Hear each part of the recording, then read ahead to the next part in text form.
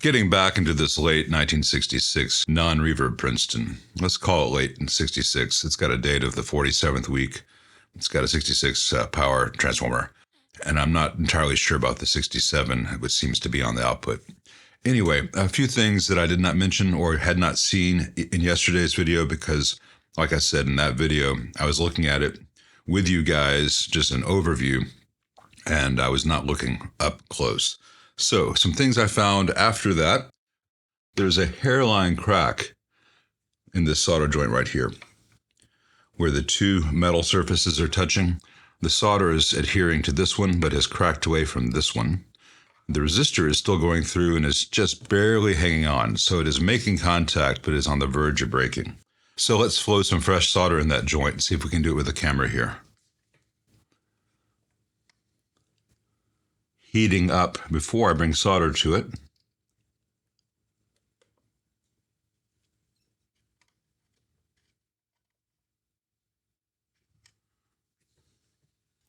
All right, I'm not happy with that because I can see there's still a line on the right where it's not really adhering.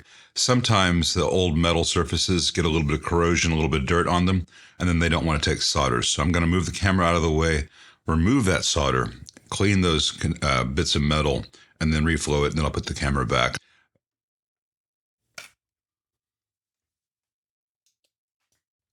The 1 meg grid leak here is kind of floating in that right now, so it is almost completely desoldered.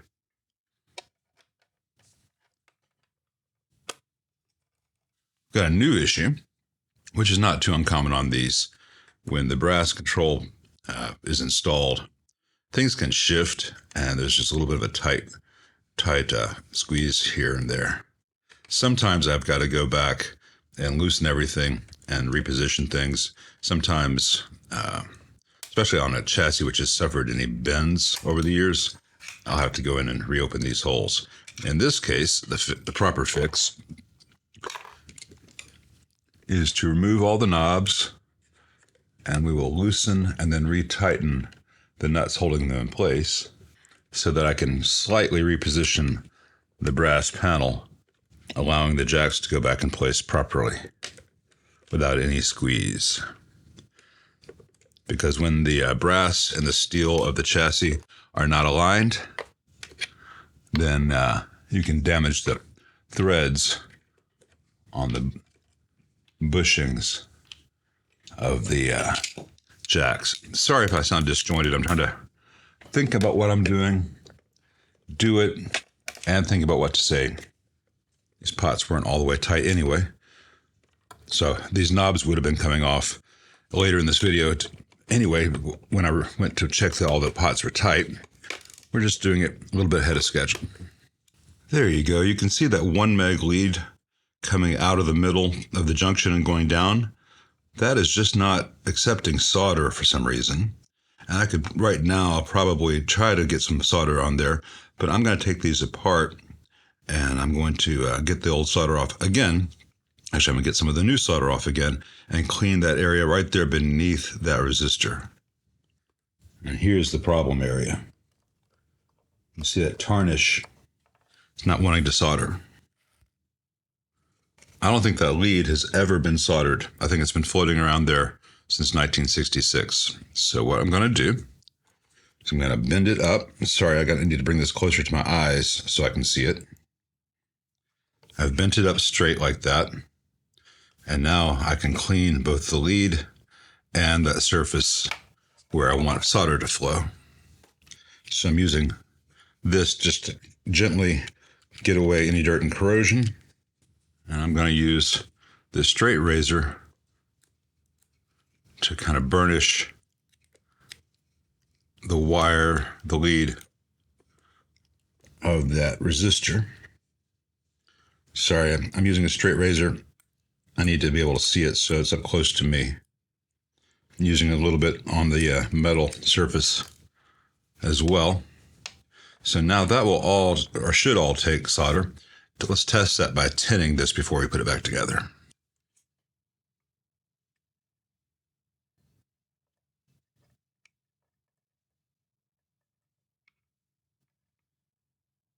Yeah, you can see that's all accepting solder now.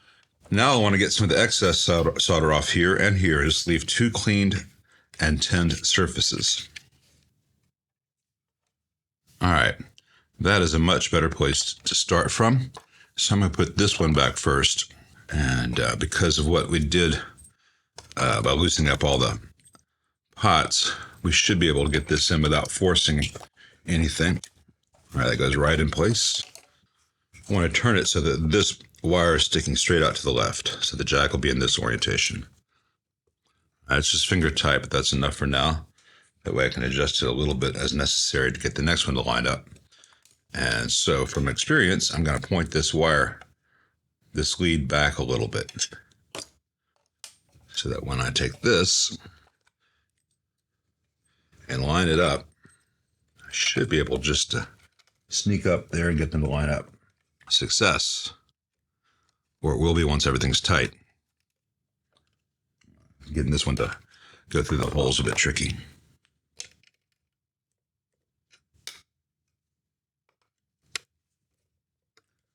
There we go. Give it a little bit of... Don't want it to be right up on the body of the resistor. Now, before I resolder that, I want to get these entirely as tight as possible. Because if I solder it and then tighten them, that solder can crack just like the old solder was cracked. Now I can solder this and I'll know that all the components will be touching and will not corrode and will be secure.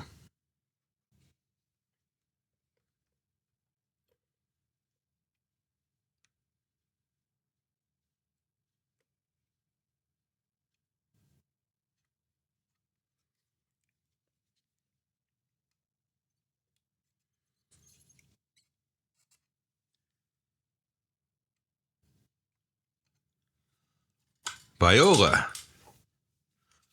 That is a reliable, trustworthy input connection. Now I just need to retighten all the pots the exact same way before I start to put the knobs back in place.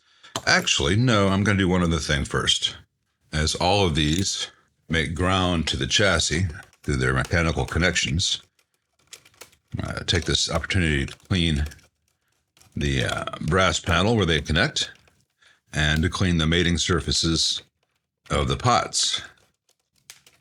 It's very important when you do this that you don't pinch the wires between a pot body and the metal. You got to be aware of where all the wires are so that you don't, because you can damage the hell out of a wire by compressing it between a pot and the chassis, or in a Marshall between a board and a standoff. I see that all the time.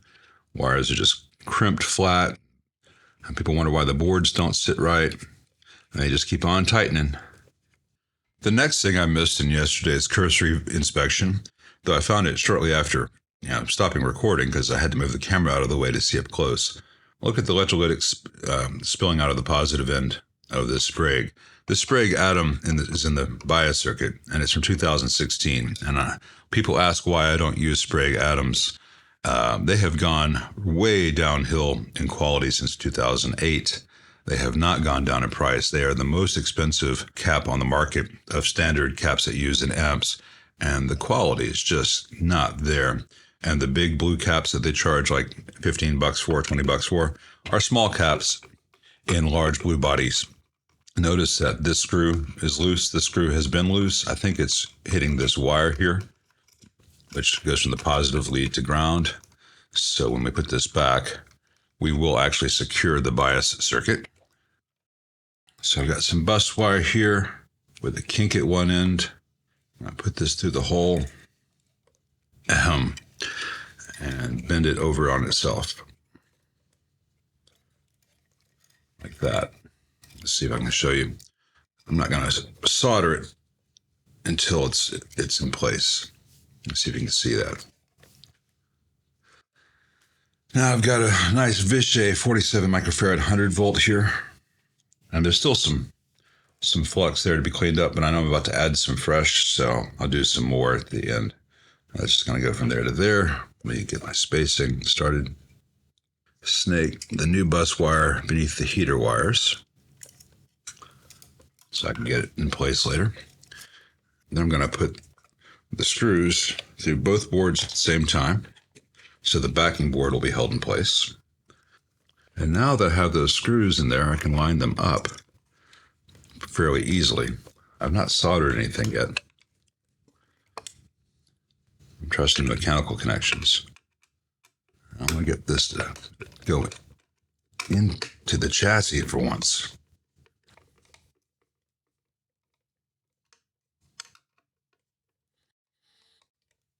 All right. So now I've got this new bus wire, which can go to the ground on the chassis. And I've got a new capacitor, which is not spewing its guts out. And I'll trim off a little bit of that excess bus wire there. I just need that to have a mechanical hook over before it's soldered. Now that this is screwed down and it's mechanically not moving, let's apply some solder.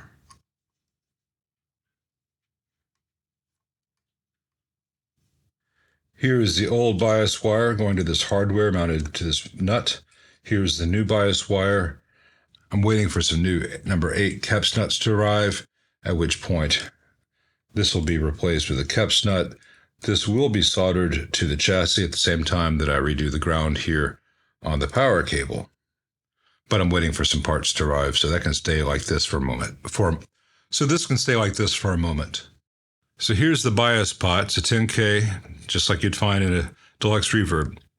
To make this 3/8 inch bushing pot fit in the 1/2 inch hole for the old switch, they've got some Switchcraft isolation insulating washers in place, which makes this fit, but means that the shell of this pot is not shielded. It's not at ground. Now, shield and ground aren't really necessary for the pot shell, but it's nice as a matter of convenience. Right now, this entire thing is making ground contact through this resistor, which is going through the hole in the chassis to the outside, and it's soldered to the outside of the chassis where the old ground cap was in the polarity circuit. What I would do instead is move this resistor to the shell of the pot so all the components are mounted to the pot, and then have a wire from here, a loose wire, a flexible wire from here to ground, and I'll probably just do it to the cathode connection on this tube socket because it's easily done and it's easily reversible should anyone want to put this back for whatever reason. And while the previous tech did a very nice job with very tightly twisted wires, it's not, the prettiest thing to find in an old amp like this. And crucially, at the other side, it doesn't really fit through the lugs of the intensity pot very neatly. So this wire will be getting replaced, but I don't have the replacement wire here yet. It'll probably be here tomorrow or the day after. So this will get redone at that point. And that's when I'm going to shorten the wires for the neutral and the hot, just to make them shorter than the ground wire, which will be going directly to chassis. And the rest of the wiring, the previous tech did a great job. The hot is going to the fuse, then to the switch, and the neutral is going to primary right here. One little niggle. They have the hot going to what I consider the sleeve connector rather than the tip connector. And this is where the hot should go. It gives more protection to anyone trying to change a fuse if the amp is plugged into the wall. So I'll just move these two wires around. Other than that, the tech did a good job. And I'll also be replacing this one little bit of white wire with some yellow to match the rest, and cleaning up this solder joint and straightening the switch out. It's just slightly off perpendicular to the front panel, and that bugs me. The next things I want to do before I wrap this up for today is I want to get in here and retighten all these little cups and see if the socket can be kept or whether the socket needs to be replaced. And it's just a matter of getting in here with this or a very tiny jeweler screwdriver and physically moving the cups, compressing them in from each side the same amount, and then cleaning it and crossing your fingers. So let's see how I do. Well, Shazbot, the pins themselves are now tight and are grabbing this tube. You can see how much the pins are moving in the socket itself. It's not a very good socket. And this one, I was able to splay the pins on the tube out slightly, so it is now making good mechanical contact with the preamp socket. That's just, moving them all out just the slightest bit. Try your own risk. It's real easy to mess up. I'm just moving them a fraction of a millimeter farther out, and that pressure has taken all the looseness out of this. But this socket's got a normal amount of wiggle. So does this. and this has got a lot, but I know that the contact is actually good between this and the pin cups. So my suggestion to the owner is that we put in 3 bear traps, which will lock this in place. But we do have good mechanical contact now, a good electromechanical contact. So the socket does not need to be replaced. It just needs to be supported by the bear traps grabbing from the side. And then these will, all 3 of them, be nice and reliable. So that's a nice long video on how to reflow some solder joints on some jacks and change out one cap in the bias and plan the future stuff. You know, even these little things take a long time, and I'm putting this in one video just to say, hey, if you take your amp to a tech and it says reflowed solder on input jacks or redid connections on input jacks, changed bias cap, you know, change one little thing. Sometimes that one little thing takes a while to do right. Anyway, I hope you found this interesting, and thanks as always for watching.